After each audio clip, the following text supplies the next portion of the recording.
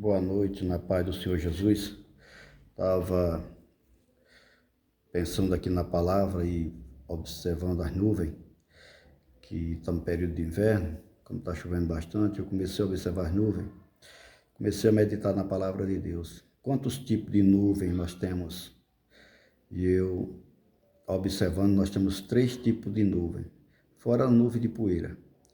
Nós temos a nuvem que vem através das fumaças, das queimadas. Temos as nuvens de vapor, né, que evapora a terra e ela joga chuva na terra. E tem uma outra tipo de nuvem que a gente vai ver para que serve cada nuvem. E a nuvem que Jesus foi recebido no céu, a nuvem que Jesus vai vir. Isso eu vou falar para vocês como é que funciona cada nuvem dessa. A primeira que eu quero falar é a nuvem de vapor, que ela suga a água, né? Evapora a água, e na proporção que vai evaporando a água, ela, no período de inverno, ela joga na terra e dá pão para que come e cimento para o que semeia, né?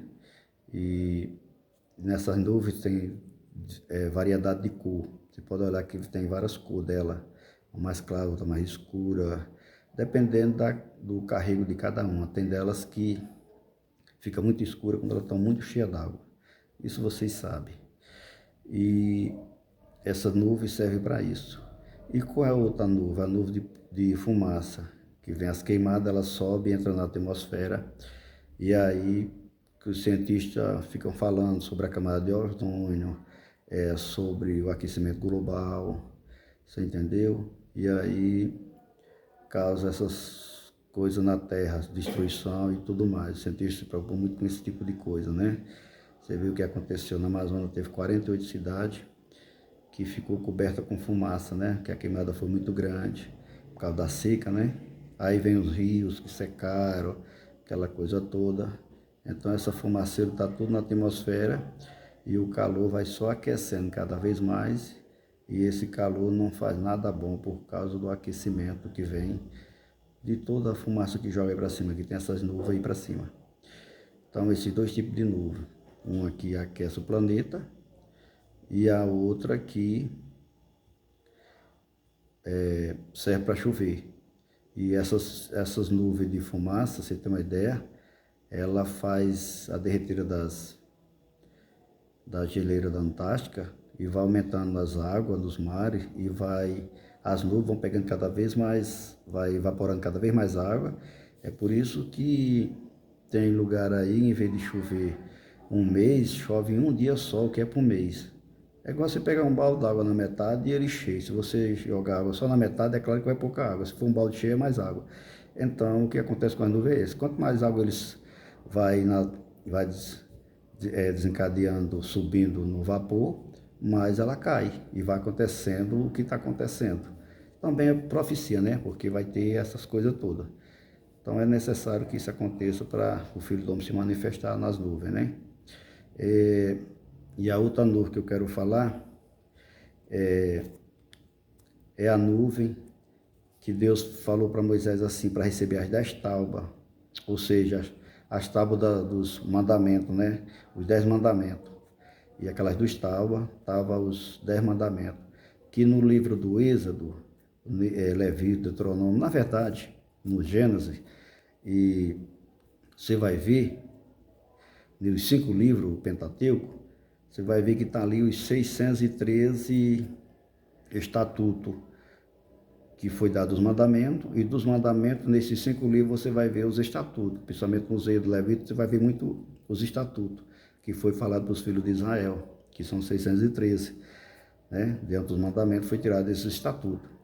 E como é que iniciou? Deus fala para Moisés para subir no monte, e no monte lá, ele mandou Moisés levar 70 ancião, mandou levar Arão e levar também 2 homens com ele, que era Nadab e Abiú, e esses 70 anciãos. Só que quando eles chegaram, para chegar no Monte Sinai, ele não deixou esse subir. O único que devia subir era Moisés. O que eu quero dizer é que tem os seus amigos, vai com você até certo lugar. Quando você em certo lugar, ele tem que ficar e você vai só. Ele te leva até o cemitério. Mas o cemitério para frente é você e Deus. Se você estiver com ele, vai. E se não tiver, você vai na caminhada bem diferente e não é nada bom, né? Então nós devemos sempre estar pegados com o nosso Criador, porque toda dádiva e todo dom perfeito vem dele, as coisas boas vêm dele. E lá diz as Escrituras Sagradas que Moisés subiu o monte, e para subir o monte Sinai gasta 12 horas. E a nuvem desceu e Deus ficou 6 dias sem falar com Moisés. Deus veio falar com Moisés no 7º dia. E no 7º dia Deus falou com Moisés. E Moisés esperando. E Deus falou com Moisés para ele ter paciência que ele ia falar. E Moisés esperou. Então a Bíblia diz que esperai com paciência no Senhor, né? Ele se inclinará e ouvir o nosso clamor. Então nós devemos ter paciência nas orações, na súplica. E ele vai atender. Mesmo ele estando debaixo dessa nuvem não era essa nuvem de chuva e nem de fumaça. Era a nuvem de Deus mesmo, que desceu, é o tipo de nuvem. Por isso que eu quero falar desses 3 tipos de nuvem. E engraçado que Deus falou no 7º dia. Mas por que Deus falou no 7º dia? Porque Deus fez a terra, toda a terra, em 6 dias. E no 7º Deus descansou. E é o dia do Senhor, é o 7º dia. Por isso que Deus falou no seu dia. Porque o homem também foi feito no 6º dia. Por que Deus fez no 6º dia o homem? Porque foi o último a fazer. Deus fez todas as coisas, depois fez o homem.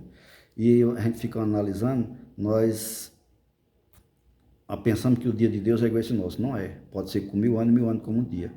Então nós temos acesso ao conhecimento de 6.000 anos para cá. Mas muitas coisas aconteceram anteriormente. Os cientistas descobrem tudo mais, mas o que tem ao nosso alcance é isso. Salomão mesmo disse que nada é novo, né? Tudo que existe já existiu. E vamos analisar bem aqui. De Adão a Noé foi cerca de 2000. De Noé a Cristo, cerca também de 2000. E de Cristo até agora, em 2033, vai fazer mais 2000 anos que Jesus morreu. Então nós vamos entrar no 7º dia, que é o dia de Deus. Então, o dia do homem está pelo tempo, pelo calendário gregoriano, já está chegando ao final. Acredito que você sabe o que eu estou falando. Pelos acontecimentos estão dizendo também isso, né? Está chegando o dia de Deus, o dia do homem está acabando. Então vamos falar sobre a nuvem. E diz que Deus falou com Moisés, e no versículo 15 do capítulo 24 de Êxodo, essa história que eu estou falando, e subiu Moisés ao monte, e a nuvem cobriu o monte. E habitava a glória do Senhor sobre o monte Sinai. E a nuvem o cobriu por 6 dias. E o 7º dia clamou o Senhor a Moisés do meio da nuvem. Então, essa nuvem, que é uma nuvem de glória, uma nuvem totalmente diferente dessas nuvens que a gente vê por aí, né? E aí a gente fica analisando. Muitas das vezes, não sei você até pensou e disse: essa nuvem é igual a essas outras nuvens. Não é, é diferenciada. Porque para Deus, você pensa que Deus é limitado igual ao homem. Deus tem coisas nas escondidas, que aquilo que o olho não viu e o ouvido não ouviu, e não subiu o coração do homem, foi as coisas que Deus preparou para aqueles que o amam. Vamos observar na transfiguração. Lá em Lucas, no capítulo 9, e no versículo 28 a seguir, você vai ver que Jesus chama Pedro, Tiago e João e diz: vamos ali, meus filhos. Ali no Jardim das Oliveiras, dá uma orada ali, cerca de um caminho de um sábado. Caminho de um sábado é cerca de 3 quilômetros. Quando você lê na Bíblia que o caminho de um sábado é cerca de 3 quilômetros. Um caminho de um dia é 40 quilômetros. Então, saíram da cidade e foram ali no Monte das Oliveiras, que é perto, orar. E ali ele deixou os 3 num canto, ele foi mais na frente, foi orar. E ali eles muito cansados e acabaram adormecendo um pouco. E Jesus orando, e depois eles despertaram, e quando olharam, eles viram Jesus transfigurado, com corpo glorioso, e com o Senhor Jesus estava 2 homens, e eles reconheceram que era Moisés e Elias. Agora eu te pergunto, Moisés, cerca de 1500 anos antes de Cristo, tinha passado na terra. Elias cerca de 800 ou 900 anos. Então, por que os apóstolos na época dele estavam reconhecendo? Eu acredito que ali Deus deu um despertamento para eles, para reconhecer, porque ali estava os três conversando sobre a morte de Jesus, que ia acontecer em Jerusalém. E você vai ver no assunto, em Lucas 9, e a partir do versículo 28, quando você chega no 30, você vai ver que ali aparece Moisés e Elias, segundo os apóstolos identificaram. E aí, eles, observando, ele estava falando sobre isso que eu acabei de dizer. Moisés representando a lei, Elias representando os profetas, que é a palavra, né? E Jesus, o Novo Testamento, a nova aliança, a nova escritura, no Novo Testamento, no sangue dele. Então, até João veio a antiga aliança, e de João para cá, que João foi o último profeta, vem a nova aliança no sangue de Jesus. Então, por isso que Deus enviou esses dois, juntamente para tratar desse período que agora ia dar seguimento. É tanto que quando Jesus está lá na cruz, que ele entrega o Espírito ao Pai, ele diz assim: Pai, em tuas mãos entrego o meu Espírito, está tudo cumprido, está tudo consumado, ou seja, a minha parte até aqui eu fiz. Agora daqui para frente é uma nova história. Então por isso que a escrita vem antes de Cristo e depois de Cristo, porque em Cristo finda todas as coisas, porque a lei e os profetas chegaram nele. A escrita é antes e depois dele, e ele é o caminho, ele é a verdade, ele é a vida. Então ele que todos os joelhos vão se dobrar diante dele, né? Você entendeu? Ele é o Cordeiro Pascual, por isso que ele morreu na Páscoa. Ele nasceu numa manjedoura e não numa casa, porque ele é o cordeiro não nasce em casa, cordeiro nasce na manjedoura, por isso que ele nasceu na manjedoura. Então, está aí. E essa nuvem vai aparecer logo abaixo, que quando os apóstolos chegam perto de Jesus, os dois desaparecem. E os dois chegam, ou seja, os três chegam, que é Pedro, Tiago e João, e vem uma nuvem e cobre eles. Eles ficam na nuvem, entram na nuvem, na verdade, e aí uma voz vem do céu e diz: esse é o meu filho amado, a ele ouvi. Ou seja, ele está falando da coisa certa, vocês dão crédito ao que estão ouvindo. Então, quando Deus fala que esse é meu filho amado, é porque realmente ali estava a nova aliança. Então você ouça ele, não ouça o que fulano diz, nem o que Beltrano diz, mas ouça o que eu estou falando para vocês. E quando chega em Lucas no versículo 21, no capítulo 21, e no versículo 25 a seguir, ali você vai ver sinal no sol, na lua, né? Vai ver ali as perplexidades pelos bramidos das águas, das ondas, vai ver os homens ali desmaiando, de terror, vai ver as coisas sobrenaturais. E chega no versículo 27, ele está falando a profecia, o que vai acontecer. Quando chega no versículo 27, quando vê essas coisas acontecerem, aí ele diz que então verá vir o Filho do Homem numa nuvem com poder e grande glória. Então essa nuvem também aparece quando Jesus voltar.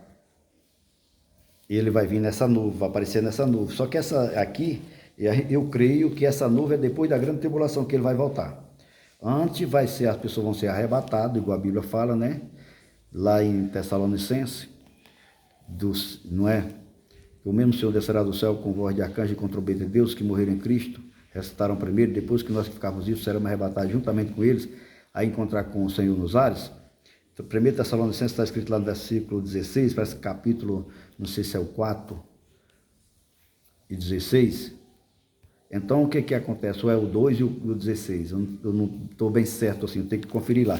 Então, o que acontece? Esse versículo aí tá falando para nós ficar em alerta, porque as coisas vão acontecer, e não adianta não, nós temos que se preparar, independente da crença ou religião.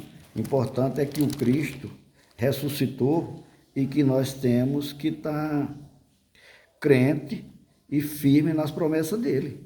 Porque se ele ressuscitou, é uma prova que também nós haveremos de ressuscitar com ele.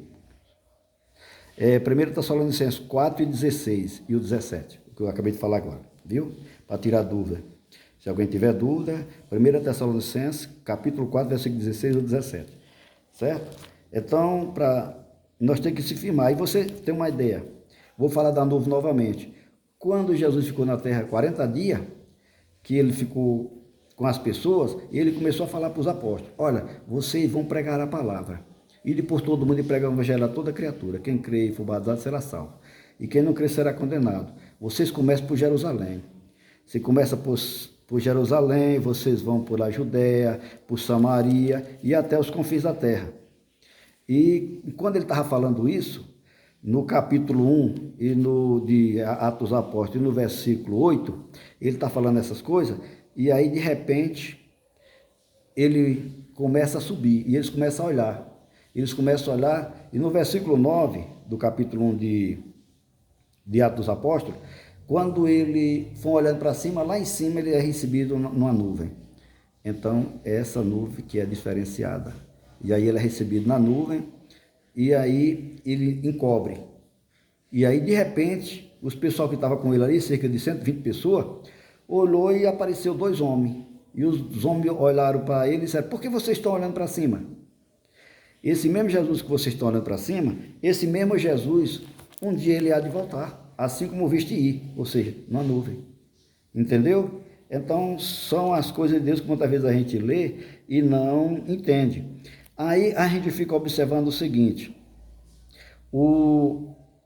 Apocalipse capítulo 1 e o versículo 7 diz assim: eis que vem com as nuvens, e todo olho verá, até os mesmos que o traspassaram, e todos os tribos da terra se lamentarão sobre ele. Isso aqui é depois do arrebatamento da igreja, depois da grande tribulação. E quem falou isso? João, no versículo 10 diz: eu fui arrebatado em espírito no dia do Senhor, e ouvi detrás de mim uma grande voz, como de trombeta, que dizias. E aí começa a falar a revelação. Por que ele foi arrebatado no dia do Senhor? No 7º dia, que é o dia de sábado. Que Deus e Cristo abençoe vocês. Estamos juntos servindo a Deus.